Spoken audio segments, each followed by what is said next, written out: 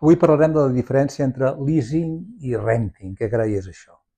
Doncs mira, si tu vols comprar un vehicle, tens l'opció de finançar-ho, és a dir, de pagar aquest vehicle o de fer-ne ús d'aquest vehicle de dues formes diferents. No hi ha moltes diferències, perquè el concepte és bastant igual, però són diferents.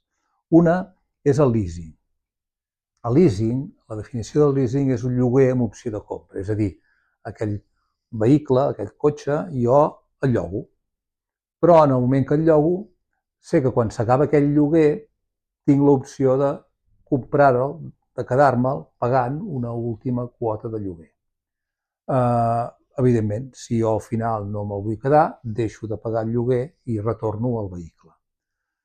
El leasing, habitualment, no inclou despeses extres del vehicle, ni el manteniment, ni l'assegurança, i està bastant pensat per a empreses, perquè és més que tot per un tema fiscal, perquè el que es paga de lloguer, com que és una despesa, és un gasto, aquesta despesa va directament a la compta de resultats i, per tant, és deduïble totalment. O sigui que a l'hora d'ells fer els seus impostos, tot el que paguen de lloguer es resta dels ingressos que té l'empresa.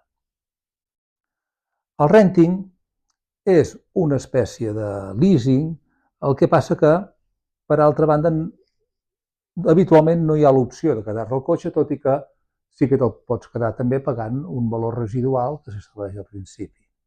Però el que té més diferencial del renting respecte al leasing és que és un lloguer tot inclòs. Aquí, tant els manteniments, canvis de roda, canvis d'oli, tot, l'assegurança, tot va inclòs. Per tant, el renting també està pensat per a empreses i sobretot empreses que fan molta rotació de vehicles i així solen utilitzar el renting perquè no pensen en quedar-se al vehicle, sinó que constantment estan llogant això amb tot inclòs i per tant no tenen altres despeses més enllà d'aquesta quota de renting.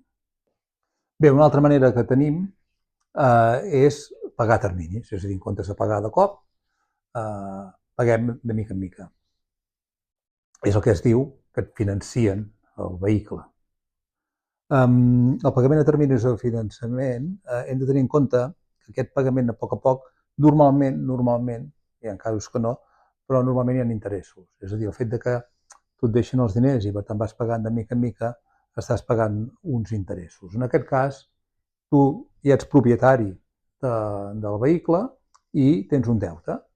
I aquest deute implica, doncs, cada mes pagar una quota que, si no hi ha interessos, seria el que deus pel temps, pels mesos que et queden per pagar, i si hi ha interessos, aquesta quota se t'incrementarà en funció d'un percentatge d'interès anual. L'habitual, ja et dic, és que hi hagi interessos.